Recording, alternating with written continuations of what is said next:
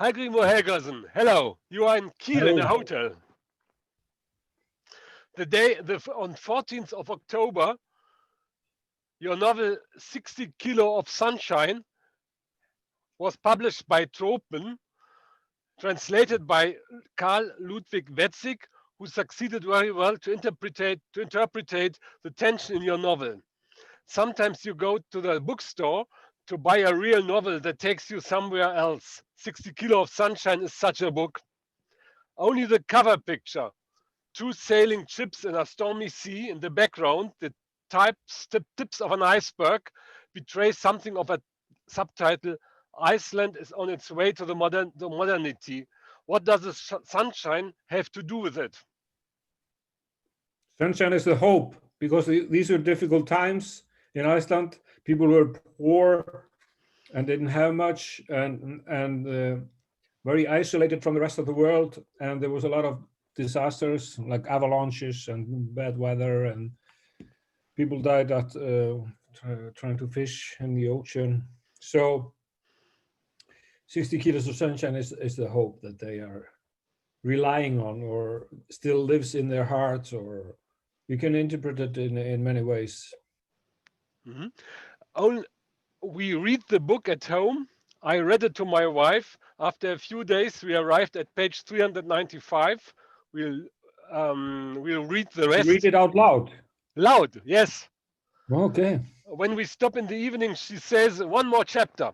Apart from your wonderful narrative style, is a drama in your novel, which overlays the descriptions, a deliberate means of showing how the people go to the modern age. Yes, exactly. I'm trying to show the journey of Iceland through from the dark ages to the modern age, from the stormy weather to the sunshine, so to speak. But I try to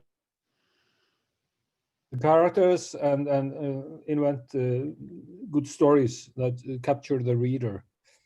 But also I had to do a lot of research and try to paint a convincing picture of the Iceland that was existing in the late 19th century, beginning of the 20th. So I had to read a lot of books and old newspapers as well, and so a lot of work went into that. Mhm. Could you tell me how do you conceive the idea of your book?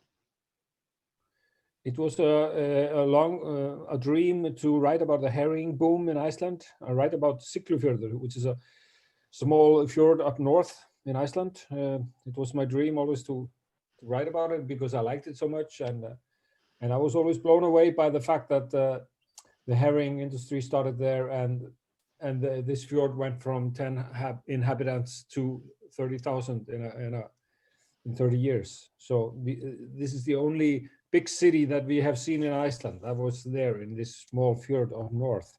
Mhm. Very international and full of life. It was like Manhattan, a small Manhattan. And so I was fascinated by this, but then I never knew how to start the book. But then I came across an old book from the 19th century describing a poor farmer's life, and he was coming home just before Christmas with some wheat in his bag, so his wife could bake some cakes and bread for the holidays. And when he comes over the mountain into his old fjord, the fjord is so much covered in snow he cannot find his own farm. This is a true story. And then I took it from there. For me, the whiteness of the snow was like a blank page, and then I would start writing my story on that page. And then I had the beginning, and so I could start. Mhm. How long did you take to write it? It took me like 2 years. Mhm. Eilifur Gudmundsen, Gestur, the priest Sarah Arni, and Hafstein, a sort of major, and all the other characters stand for certain perspectives of development, each of them advancing in his own way, and they contribute to modernization. Did you imagine the characters in order of some aspects of this modernization? Yes, I wanted to have like a manifold gallery of characters showing the spectrum, you know, from the farmer to the priest to the merchant and to the sheriff and to the small boy and the old man and the old woman, and you know, have it all like a gallery of characters. And most of them I found in old history books. For example, the priest Séra Árni, his name in real life was Séra Bjarni Thorsteinsson, and he was a collector of folk songs, and he saved the Icelandic folk song tradition from extinction and brought it into the modern life with because he wrote the songs down. So he was like Bruder Grimm in Iceland. And the Hafstein is also based on a real character, the sheriff. And but the Gestur, the boy, is invented, and Eilifur Gudmundsson is based on this old 19th century book that I found. And then Lausi, the farmer, he's my invention as well. So I try to mingle it all together and try to give a convincing picture. And then I had to invent a lot of women because the documents only tell you about what the men were doing, but you have to imagine what the women were thinking.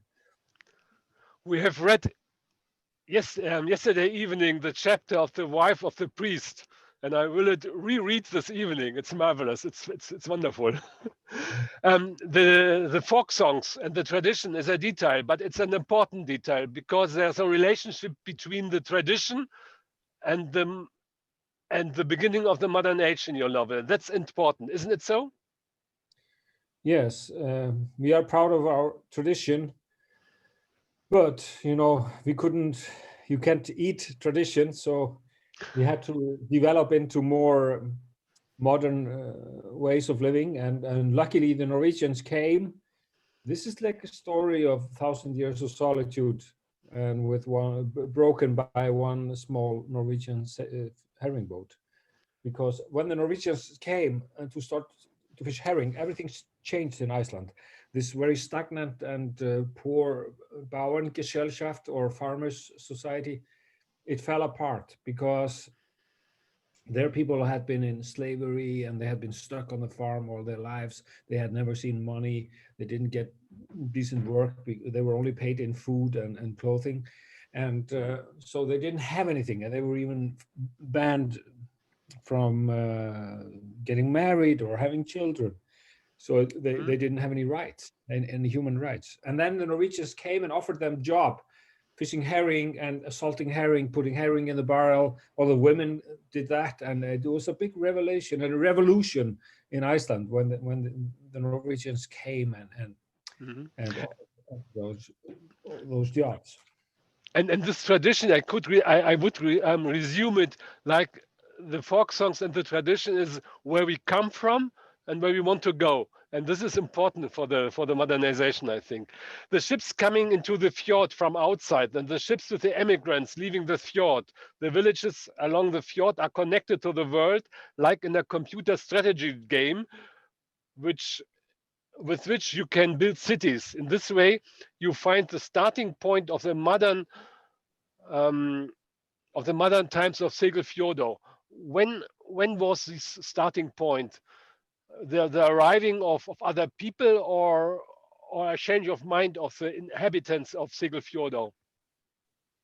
This all happened in 1904 when the Norwegians came. And they set up their base and built houses and factories and a harbor, and they needed all this equipment to be able to fish the herring. And then that started the town, really. So it's sort of, I wanted to describe how the town was born in a way. So it's also a novel about the birth of a town and how it became like a sort of a Klondike during the 20s and 30s. And that's, of course, not in this book. But this was kind of like our gold rush, even though people call it silver rush, because herring is the silver of the ocean, we call it in Iceland. But yes, this was a very important thing that they because we had been a Danish colony for 600 years and the Danes never did anything for us. And then suddenly the Norwegians came and they were only thinking about them by fishing herring. But doing so, they also made us making money as well. So it was a win-win situation. Some people were against it because they were afraid the Norwegians were stealing things or using us, but I don't think that was the case. I think history showed that the herring boom was a The poverty in the cabins, especially in winter, is depicted with great empathy in 60 Kilos of Sunshine. Resignation never appears. Where did the urge of the inhabitants come from to go into modernity? Did it came from individuals like Sarah Arni, from the circumstances, from a certain feeling to be inhabitants of Iceland? Yes, Sarah Arni, he is a special kind of character, for he comes from down south. He's educated as a priest, the only educated man in the fjord. And this was a very lonely job, being a priest.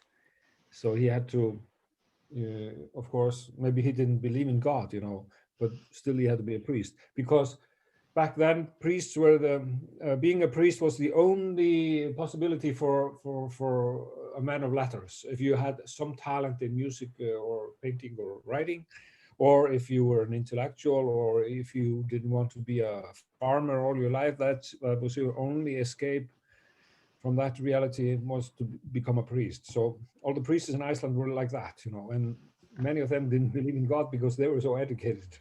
So it was like a very strange situation. They all of Iceland believed in God except the priests.